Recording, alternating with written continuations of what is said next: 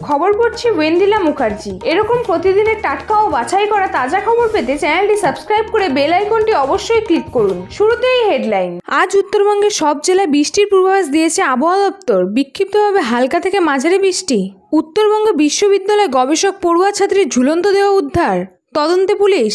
দেবের ভোট প্রতিশ্রুতি Ghatal master plan, কাজ কবে শেষ হবে মমতা যা জানালেন। ভোটের দিন রাজ্য জুড়ে বৃষ্টি, নিম্নচাপের সম্ভাবনা যা জানালো হাওয়া অফিস। র্যাডার নেই তাই পূর্বাভাস দেওয়া যায়নি। মালদায় বাজ পড়ে 11 জনের মৃত্যুতে স্বীকারোক্তিও হাওয়া অফিসের। ভারতের অন্যতম বড় শহর কলকাতায় ফ্ল্যাট ও বাড়ির কেনার খরচ বেড়েছে। সেই রিপোর্ট অনুযায়ী দেশের এখন মোট 8টি শহরে বাড়ি কেনা এখন ব্যয়বহুল হয়ে উঠেছে। তার মধ্যে রয়েছে শহর কলকাতাও। আসছি বিস্তারিততে। আজ উত্তরবঙ্গের সব জেলায় বৃষ্টির পূর্বাভাস দিয়েছে আবহাওয়া দপ্তর। বিক্ষিপ্তভাবে হালকা থেকে মাঝারি বৃষ্টি। দক্ষিণে নদিয়া, মুর্শিদাবাদ, বীরভূম এবং 2 চব্বিশ পরগনা এবং 2 মেদিনীপুরে বৃষ্টির কথা শুনিয়েছে হাওয়া অফিস। কাল উত্তরের সামান্য বৃষ্টি হলেই দক্ষিণে বৃষ্টি আসা কম, সুতরাং গুমোট গরমে কষ্ট ছাড়া গতি নেই। পরশু রবিবার কলকাতা, হাওড়া, হুগলি, পুরুলিয়া এবং ঝাড়গ্রাম ছাড়া রাজ্যের উত্তর থেকে দক্ষিণে সর্বত্র বৃষ্টি। সোমবার ভোটের দিন 20 তারিখে রাজ্য জুড়ে বৃষ্টি। তাপমাত্রা কমবে। বৃষ্টি কলকাতা সহ গোটা রাজ্যে। শীতল বাতাস বইবে। মনোরম পরিবেশে ভোট। মাঝে মাঝে বৃষ্টি কিছুটা বিঘ্ন ঘটাবে, তবে তা বিপর্যয়ের চেহারা নেবে না, এই দাবি আবহাওয়া দপ্তরের। 21 তারিখ উত্তরে বৃষ্টি কমবে, দক্ষিণের সব জেলায় বৃষ্টি বাড়বে। আজ বজ্রবিদ্যুৎ সহ দমকা ঝোড়ো হাওয়া পুরুলিয়া, বাঁকুড়া, বর্ধমান, 2 মেদিনীপুর এবং ঝাড়গ্রাম জেলায়। বাকি গাঙ্গেয় দক্ষিণবঙ্গ সহ উত্তরের সমতলের 3 জেলায় উষ্ণ আবহাওয়া। বিশেষত মালদা, 2 দিনাজপুর এবং কোচবিহারে অস্বস্তি বাড়বে। উত্তরের 2 দিনাজপুর কাল তাপপ্রবাহের কবলে পড়বে। কাল দক্ষিণে বাঁকুড়া ও পশ্চিম বর্ধমানে তাপপ্রবাহ। 19 তারিখ 2 চব্বিশ পরগনা ও 2 মেদিনীপুরের বজ্রবিদ্যুৎ সহ বৃষ্টির সঙ্গে দমকা হাওয়ার পূর্বাভাস। 19 তারিখ উত্তরের পার্বত্য অঞ্চলে 40 কিলোমিটার বেগে দমকা হাওয়ার সঙ্গে বৃষ্টির পূর্বাভাস। উত্তরবঙ্গ বিশ্ববিদ্যালয় রিসার্চের পড়ুয়া এক ঝুলন্ত দেহ উদ্ধারের ঘটনায় চাঞ্চল্য ছড়ালো। বৃহস্পতিবার ঘটনাটি ঘটেছে উত্তরবঙ্গ বিশ্ববিদ্যালয়ের সংলগ্ন শিব মন্দির রামকৃষ্ণ সরণিতে। বৃহস্পতিবার দুপুর নিজের ভাড়ার ঘর থেকে ওই যুবতী ঝুলন্ত দেহ উদ্ধার হয়। পুলিশ ও স্থানীয় সূত্রে জানা গিয়েছে মৃতের নাম ববিতা দত্ত। তার বাড়ি কোচবিহারের তুফানগঞ্জে। ববিতা উত্তরবঙ্গ বিশ্ববিদ্যালয়ের রুরাল ডেভেলপমেন্ট ডিপার্টমেন্টের রিসার্চ স্কলার পড়ুয়া ছিলেন। সে কারণেই উত্তরবঙ্গ বিশ্ববিদ্যালয়ের সংলগ্ন শিব মন্দির রামকৃষ্ণ সরণিতে একটি বাড়ির 3য় তলায় ভাড়া থাকতেন বছর 30-এর ববিতা দত্ত।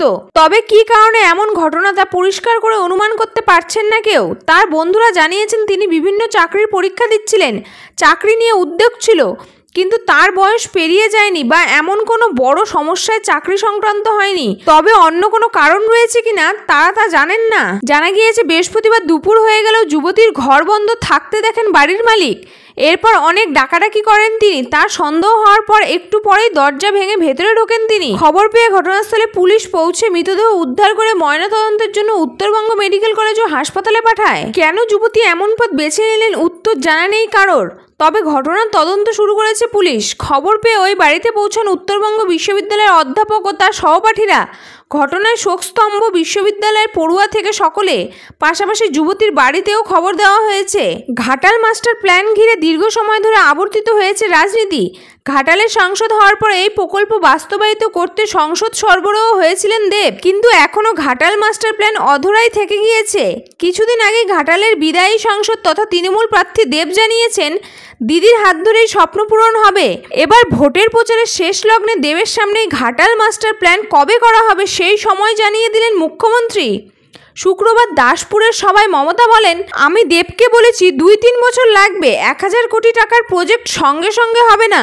তবে ও বলার সঙ্গে সঙ্গে আমরা সার্ভে করতে শুরু করেছি। ঘাটাল মাস্টার প্ল্যান 3-4 বছরের মধ্যে কমপ্লিট হয়ে যাবে, খুব তাড়াতাড়ি 2-3 বছরের মধ্যে হয়ে যাবে, টাকাটা জোগাড় করতে পারলেই। এর আগে গত মাসে এক সভায় মমতা বলেছিলেন যে দেব এবং জুন জিতলেই ঘাটাল মাস্টার প্ল্যান করা হবে। এবার মেদিনীপুর থেকে জোড়াফুল প্রতীকে লড়ছেন জুন মালিয়া। এই নিয়ে তৃতীয়বারের জন্য ঘাটাল থেকে জোড়াফুল প্রতীকে লড়ছেন দেব। এবছর ভোটে না দাঁড়ানোর ইচ্ছা প্রকাশ করেছিলেন সুপারস্টার, পরে অবশ্য রাজি হন তিনি। দেবের বিপরীতে এবার ঘাটাল থেকে পদ্ম প্রতীকে লড়ছেন টলিপাড়ার আরও এক অভিনেতা হিরণ চট্টোপাধ্যায়। খড়গপুরের বিজেপি বিধায়ক প্রথমবার সাংসদ হওয়ার দৌড়ে লোকসভা ভোটের প্রচারে বেরিয়ে দেবকে প্রায়শই নিশানা করছেন হিরণ। পাল্টা পুরোদমে প্রচার সারছেন দেবও। এদিন হিরণকে নাম না করে নিশানা করেছেন মমতা, বলেছেন খায় না মাথায় দেয়, জানি না ওর নাম শুনিনি। অন্যদিকে এদিনও লক্ষ্মীর ভান্ডার প্রকল্প নিয়ে সরব হন মমতা। এই প্রকল্প কখনো বন্ধ করা হবে না বলে ফের আশ্বাস দিয়েছেন মুখ্যমন্ত্রী। এই নিয়ে বিজেপিকে আবার আক্রমণ করেছেন তিনি। ভোটের দিন 20 তারিখ রাজ্য জুড়ে বৃষ্টি, তাপমাত্রা কমবে। বৃষ্টি কলকাতা সহ গোটা রাজ্যে, শীতল বাতাস বইবে, মনোরম পরিবেশে ভোট। মাঝে মাঝে বৃষ্টি কিছুটা বিঘ্ন ঘটাবে, তবে তা বিপর্যয়ের চেহারা নেবে না। 21 তারিখ উত্তরে বৃষ্টি কমবে, দক্ষিণে সব জেলায় বৃষ্টি বাড়বে। আজ বজ্রবিদ্যুৎ সহ দমকা ঝোড়ো হাওয়া পুরুলিয়া, বাঁকুড়া, বর্ধমান ও 2 মেদিনীপুর এবং ঝাড়গ্রাম জেলায়। মালদায় বজ্রপাতে মৃত্যুর ঘটনা নিয়ে তিনি বলেন, রাডার না থাকার কারণে বাজ পড়ার আগাম খবর পাওয়া যায়নি। বৃহস্পতিবার মালদার বিভিন্ন জায়গায় বাজ পড়ে 11 জনের মৃত্যু হয়েছে। মৃতদের পরিবারের জন্য আর্থিক সাহায্যের ঘোষণা করেছে প্রশাসন। এদিকে এই ঘটনার প্রশ্নের মুখে পড়েছে আলিপুর আবহাওয়া দপ্তর। কেন এই বিষয়ে আগেই পূর্বাভাস দেওয়া হলো না, তা নিয়ে প্রশ্ন উঠেছে বিভিন্ন মহলে। প্রশ্নের মুখে পড়ে আলিপুর আবহাওয়া দপ্তর জানিয়েছেন, উত্তরবঙ্গের র্যাডার না থাকার কারণে বজ্রপাতের পূর্বাভাস দেওয়া যায়নি। আলিপুর আবহাওয়া দপ্তরের আঞ্চলিক অধিকর্তা সোমনাথ দত্ত বলেন, মালদাতে বজ্রপাতের পূর্বাভাস দিতে পারিনি আমরা। বিভিন্ন ফিজিক্যাল প্রসেসের প্রভাব আমরা যদি ধরতে পেরে যাই তাহলে আমাদের পূর্বাভাস সঠিক হবে। অনেক ফিজিক্যাল প্রসেস থাকে যেগুলো আমরা ধরতে পারি না। মালদাতে ঠিক ওই ঘটনাটাই ঘটেছে মনে হয়। এগুলো ধরার জন্য যেটা প্রয়োজন র্যাডার, আমাদের উত্তরবঙ্গে কোনো র্যাডার নেই। রাডার স্থাপন করার প্রতিক্রিয়া চলছে। আমরা বৃহস্পতিবার দুপুর 1টার সময় দিয়েছিলাম। পর্যবেক্ষণ কেন্দ্র ইংরেজবাজার এলাকায় আছে। যদিও জানতে পারলাম তার আগে রতুয়াতে ঘটনাটি ঘটেছে। বৃহস্পতিবার আমাদের পূর্বাভাসে মালদা ছিল না। বাতাসে যেহেতু যথেষ্ট পরিমাণ জলীয় বাষ্প ছিল, তাই যেটা হয় স্থানীয়ভাবে প্রচুর মেঘ জমে বৃষ্টি হয়েছে। এটা হতে পারে, আবার নাও হতে পারে। আমাদের বিভাগীয় অনুসন্ধান চলছে। বৃহস্পতিবার বজ্রপাতে মালদা জেলার বিভিন্ন এলাকায় 11 জনের মৃত্যু হয়েছে বলে প্রশাসন সূত্রে জানা গিয়েছে। মৃতদের মধ্যে 2 কিশোর এবং 1 নবদম্পতি রয়েছেন। আহত হয়েছে আরও 4 জন। মালদহ মেডিকেল কলেজ ও রতুয়া গ্রামীণ হাসপাতালে তাদের চিকিৎসা চলছে। রাতে মালদা মেডিকেল কলেজ ও হাসপাতালে গিয়ে বজ্রঘাতে আহতদের সঙ্গে দেখা করেন মালদার জেলাশাসক নিতিন সিংহানিয়া। মৃতদের পরিবারকে আর্থিক সাহায্য ঘোষণা করেছে প্রশাসন। মৃতেরা হলেন পুরাতন মালদহের শাহপুর ও শহরের বাসিন্দা মনোজিৎ মণ্ডল, চন্দন সাহানি, সমর মৃদ্ধা। রয়েছেন হরিশ্চন্দ্রপুরের নয়ন রায়, প্রিয়াঙ্কা সিংহ রায়। তাদের 1 মাসে আগে বিয়ে হয়। মারা গিয়েছেন মানিকচকের অতুল মণ্ডল, সালরুল শেখ, ইংরেজবাজারের শোভানগরের পঙ্কজ মণ্ডল, সেতারা বিবি, গাজলের আদিনার অসিত সাহা ও রতুয়ার বালুপুরের সুমিত্রা মণ্ডল। কলকাতায় এখন বেড়ে গেল বাড়ি ও ফ্ল্যাট কেনার খরচ। সেই রিপোর্ট অনুযায়ী দেশের এখন মোট 8 শহরে বাড়ি কেনা এখন ব্যয়বহুল হয়ে উঠেছে। তার মধ্যে রয়েছে শহর কলকাতাও। সেই রিপোর্ট অনুযায়ী কলকাতায় এখন বাড়ি ও ফ্ল্যাট কেনার খরচ বেড়েছে 2 থেকে 7%।